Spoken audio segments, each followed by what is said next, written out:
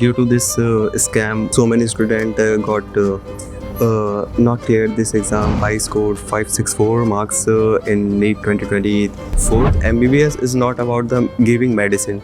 It is about a changing lifestyle, how you deal with the patients, how you communicate with the patients. In Russia, it is a biggest country in the world.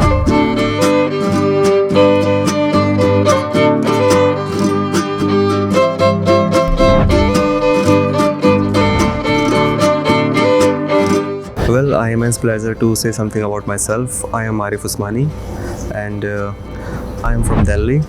And basically, I have just cleared my NEET exam. I scored 564 marks in NEET 2024.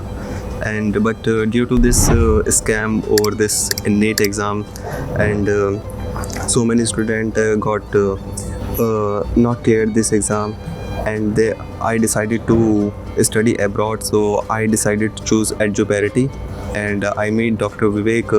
Since last 2 months we have contacted them. First of all, my father met Dr. Vivek about 3 months ago.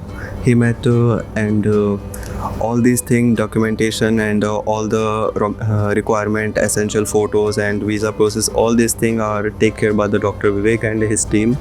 And when I meet him, I got realized that he is so friendly and he take care of everyone. Like he's like my brother, and I have already talked to him, and he's one of the rarest person that he intellectually very friendly. When I met him, he suggested me so many universities, which university you want to go and the atmosphere you requirement, because in Russia it is a biggest country in the world. So I choose Omsk. Omsk city is good for me because I like the cold climate, and because I am from north side, so I am so habitual of it. So this thing, and he do all the documentation without even any single error.